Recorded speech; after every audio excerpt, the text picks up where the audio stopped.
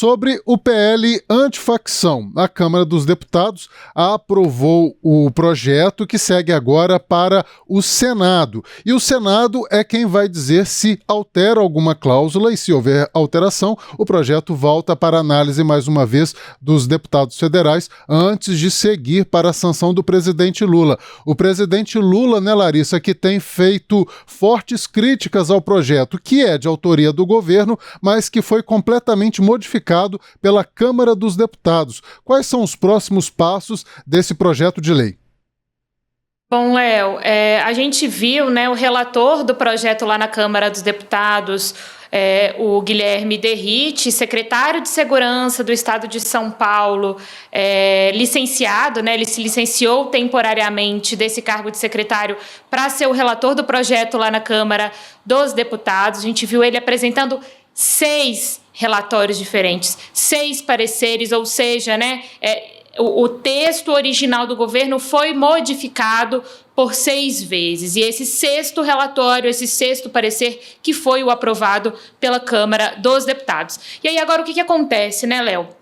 Como você bem disse, a gente tem visto representantes do governo federal, lideranças ligadas ao governo federal, criticando muito como o texto foi aprovado, né? O que está previsto ali, como ele foi aprovado. E agora o governo aposta no Senado para fazer as modificações necessárias. Lá no Senado, nós tivemos a indicação por parte do presidente da Casa, o Davi Alcolumbre, de que o senador Alessandro Vieira será o relator desse PL, do PL antifacção, e o governo então aposta que vai ser possível abrir um diálogo com o Alessandro Vieira e com os demais senadores na tentativa realmente de fazer algumas modificações, Léo.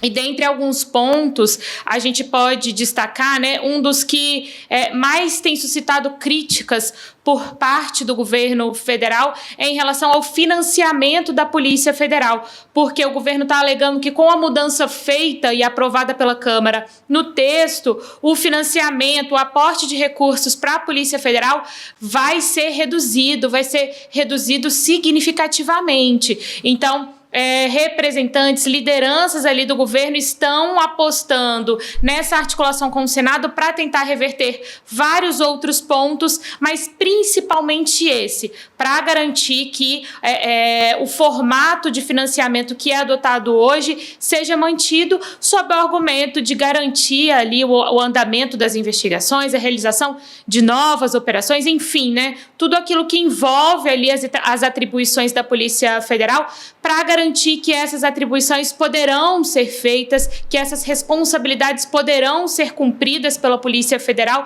sem nenhum tipo de prejuízo em função dessa redução do financiamento. Então, semana que vem, né, a gente fecha essa semana, tudo bem que estamos na quinta-feira, né, mas aqui em Brasília o Congresso trabalhou até ontem, emendou aí esse feriado, vai emendar com a sexta-feira, esse feriado de consciência negra hoje, emendando com amanhã, ou seja, na semana que vem a expectativa é grande para entender como que o governo vai se movimentar diante da articulação do Senado, diante do que já foi apontado também pela oposição no Senado, para a gente entender se de fato os líderes do governo lá no Congresso, os líderes do PT no Congresso vão conseguir de fato alcançar ali algum sucesso na tentativa de modificar esse texto, Léo.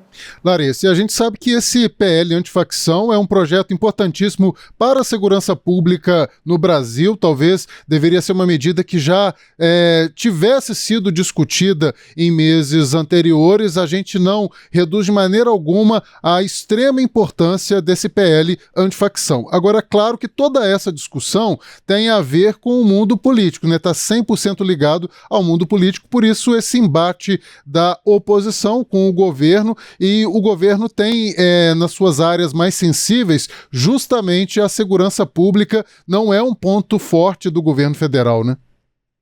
Exatamente, Léo, e a gente tem visto essa questão da segurança pública ganhar muito destaque desde a operação no Rio de Janeiro, principalmente, ou seja, desde ali de 28 de outubro, quando aconteceu aquela mega operação contra o Comando Vermelho no Rio de Janeiro. A gente viu esse assunto ganhando um destaque muito grande e, claro, alcançando ali o Congresso Nacional, obviamente, e também alcançando o governo federal, como você bem disse, né? Esse tema é um tema sensível para o governo. Quando a gente pega ali as pesquisas feitas, as pesquisas de opinião, de avaliação do governo federal, quando a gente pega esses números, a gente vê que esse tema da segurança pública, ele é sempre aquele momento, aquele ponto em que a avaliação do governo acaba sendo menor, né? Acaba tendo, se comparado com outros temas, acaba realmente, de alguma forma, tendo uma avaliação que não favorece o governo federal. Então, sim, é um tema muito caro para os representantes do governo, ministros, lideranças no Congresso. E aí, quando a gente viu, né, ele ganhando esse holofote todo com a operação do Rio de Janeiro, e logo depois os debates no Congresso Nacional começaram em relação a diversas propostas, né, diversos textos e possibilidades.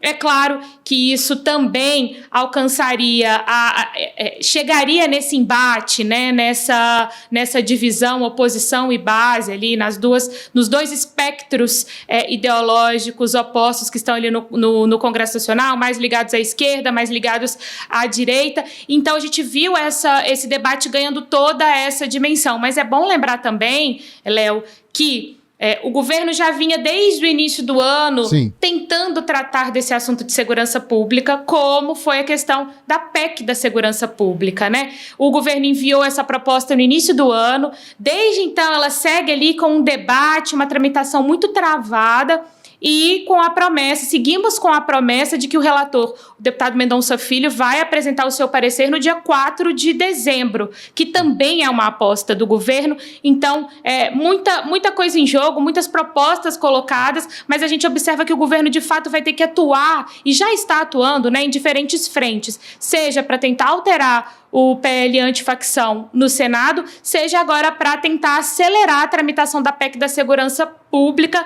caso de fato a gente tenha esse relatório finalizado, apresentado pelo relator no dia 4 de dezembro, Léo. O que vai exigir muita articulação do governo federal, seja no Senado quanto na Câmara dos Deputados. Larissa, peço sua licença porque a gente já tem aqui em nossa bancada o senador Carlos Viana, que é do Podemos, e a gente quer, claro, também a opinião dele sobre esse tema. Senador, seja muito bem-vindo à bancada do Primeira Análise, aos estúdios de O Tempo. A Larissa Arantes é nossa editora-chefe em Brasília. Um bom dia para o senhor. Bom dia, Léo, bom dia, Larissa, a todos que nos acompanham aqui na TV Tempo. Esse assunto da segurança pública é hoje um dos temas mais importantes para o futuro do país. Vamos dar nosso posicionamento aqui, a nossa opinião.